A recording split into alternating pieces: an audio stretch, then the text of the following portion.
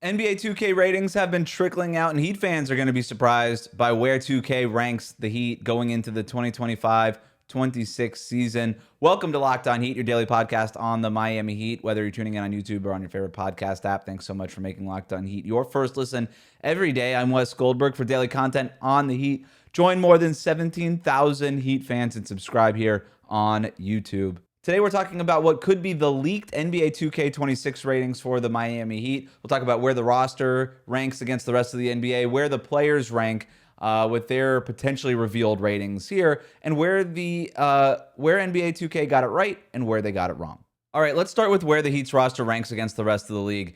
And you can see at the very top, we've got the Knicks, the Clippers, the Thunder, the Mavericks, the Lakers, the Cavaliers, the Nuggets right here. You got to keep scrolling down pretty far until you find the Heat, past Memphis, past Sacramento, past Milwaukee, who just waived and bought out Damian Lillard, past New Orleans, and that's where you find Miami in 82 overall, not getting very much respect at all here from 2K going into this upcoming season. This kind of puts them squarely back into the play-in mix.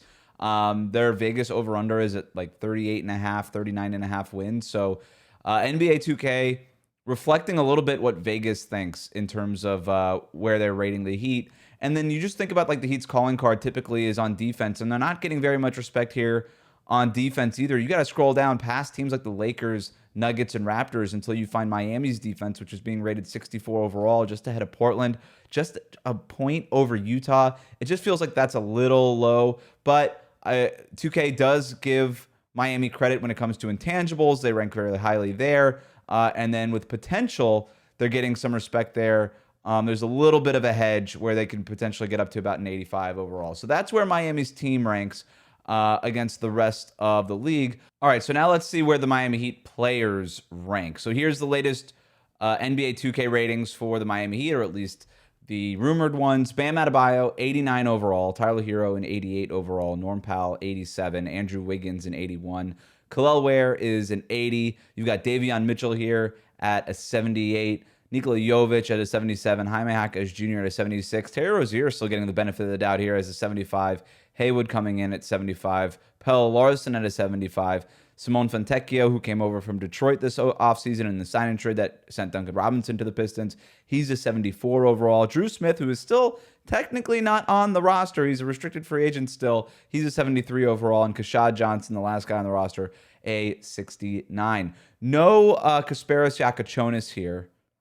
They're going to be added here. So you look at Jakučionis, Golden, and Myron Gardner, guys who do not have previous rankings on NBA 2K. They still don't have ratings here. So these are the ratings that we're starting to see here for NBA 2K. Maybe something that Heat fans can expect when the game is released. So that's where the players rank.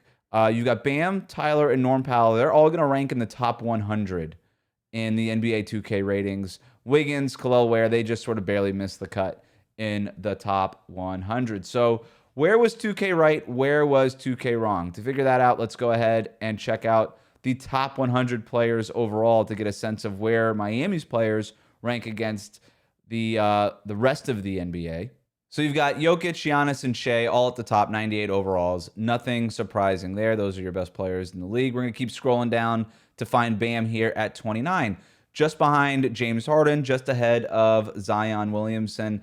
I'm not going to lie. I think that they have this pretty accurate. 89 is the highest ever 2K rating for Bam, and that's coming off of a down season where he didn't score very efficiently, failed to make an all-defensive team for the first time since 2019. So I actually think that this is a fair rating for Bam. You'd love to see him get into that 90 zone, but I do think that there's potential coming off that down season, considering that this is the highest rating he's ever had in 2K.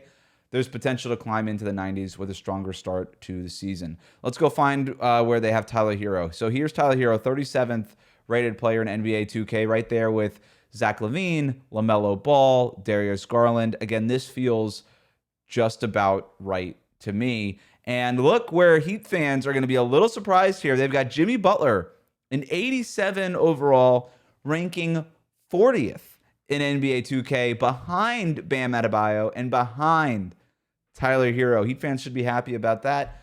Jimmy Butler getting older, not getting very much of the benefit of the doubt here as a member of the Golden State Warriors. It was sort of an up and down playoffs for him, especially after Steph got hurt. So they're building in some age here. Maybe Miami got off of Jimmy Butler at the right time, at least according to NBA 2K. He actually has the same rating as Norm Powell, who's an 87 overall, ranked 50th. He's listed here with guys like Austin Reeves, OG Anunoby, Amen Thompson, just ahead of De'Aaron Fox, Julius Randle, Brandon Ingram. Norm Powell is coming off of a pretty great season. I mean, it was a career best season for him. This feels like it might be a little inflated for me. Norm Powell is a knockdown three-point shooter, but is he better than De'Aaron Fox? Is he better than Brandon Ingram? I mean, I'm not the biggest fan of those guys, but they have a bigger body of work than Norm Powell. To put him there with guys like Austin Reeves, I hope this is the case. I guess I'm a little surprised that NBA 2K rates him so highly. So you keep scrolling down here, and like I said, Wiggins, Kel'el Ware, they're not going to make the top 100. They're coming in behind guys like Devin Vassell, Miles Bridges, Daniel Gafford, Jaden McDaniels, Ty Jerome, Bobby Portis, Malik Monk. I could see why that might be the case. I think Wiggins is being a little disrespected here. I think he's undervalued just generally as a player. I think the frustrations with Wiggins kind of seep into the overall opinion of Wiggins, but at the end of the day, he's still a productive two-way player. To me, I think he should be right here in the 90s, right here with the Devin Vassells and the Miles Bridges and sort of the Bobby Portises. That to me is where the Wiggins zone should be. With Kel'el, really strong rookie season, going into his second year, I definitely think there's potential for him to climb into this top 100 mix here. So look, where they were right, where they were wrong, I kind of think NBA 2K has it mostly right if these are the rankings here. Going to be interesting to see where they put Kasparas Yakachonis. Going to be interesting to see if Bam can climb up higher in the rankings and get closer to maybe the Evan Mobleys and the guys rated in the 90s here. I think that would be the ideal outcome for Miami if you can start to climb into this top 20-ish mix as opposed to the end of the top 30. And then Tyler Hero coming off of an all-star season. I think there's potential for him there to climb. Miami getting a lot of respect in terms of Norm Powell, not getting as much respect for guys like Wiggins, and not getting a whole lot of respect in terms of where the roster stands. I still think maybe the intangibles are what sets Miami apart, the coaching part of this and all of that. I think defensively they'll be better than where NBA 2K kind of rates them right now. So, yeah, we'll see what happens, and we'll see what happens when the official NBA 2K ratings come out. But for now, thanks for making Locked On Heat your first listen today. To get daily episodes, make sure you're subscribed on YouTube or wherever you get your podcasts. Locked On Heat, part of the Locked On Podcast Network, your team every day.